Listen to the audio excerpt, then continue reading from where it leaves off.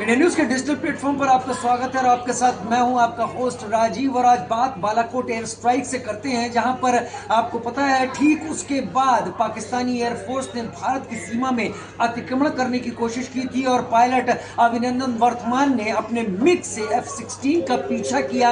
आगे जाकर उन्होंने F-16 को मार गिराया, लेकिन उनको भी एक मिसाइल हिट हुई, जिसके बाद वो पाकिस्तान के एरिया में लैंड कर पाए और फिर उन्हें पाकिस्तान ने पकड़ लिया। हालांकि भारत के कड़े रुख के चलते 60 घंटे बाद ही पाकिस्तान को सही सलामत अभिनंदन वर्तमान को वापस करना पड़ा।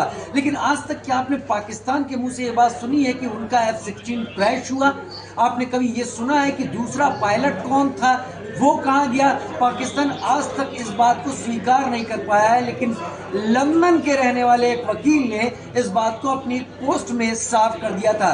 उन्होंने क्लियर कर दिया था कि दरअसल जो दूसरा प्लेन था गिरा था वो F-16 था और उसका पायलट पाकिस्तानी एयरफोर्स के 19वें स्क्वाड्रन का था, जिसका नाम था शहजादुद्दीन। शहजादुद्दीन इस F-16 को उड़ा रहा था और जब उसके ऊपर मिसाइल लगी और उसका प्लेन क्रैश हुआ तो पायलट तो दोनों ही लैंड कर गए थे, लेकिन जहां पर शहजादुद्दीन उतरा वहां शहजाद को पाकिस्तानी लोगों ने घेर लिया और इतनी बुरी तरीके से मारा कि उसकी हालत गंभीर हो गई। लेकिन जब पता चला कि ये तो अपना ही पायलट है तब उसे अस्पताल ले जाया गया, लेकिन तब तक शहजादुद्दीन की मौत हो चुकी थी। और इधर अभिनंदन वर्तमान भी वहीं लैंड किए थे, लेकिन उनके साथ भी मारपीट हुई। हालांकि वक्त रहते वो सिक्योरिटी के दायरे में आ गए जब पाकिस्तान ने उन्हें पकड़ा, और उसके बाद तो कहानी आप जानते ही हैं। पाकिस्तान ऐसा ही देश है जो अपने फाइटर पायलट्स को आज तक वो जगह, वो इनाम, वो ओहदा नहीं दे पाया शहीद होने के बाद इस लड़ाई में, क्योंकि वो भी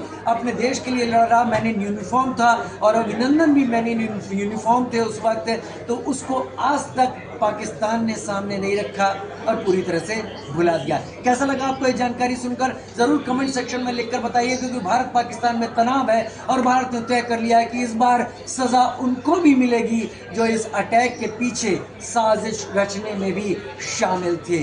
जरूर कमेंट सेक्शन में लिखिए। फिलहाल के लिए नमस्कार।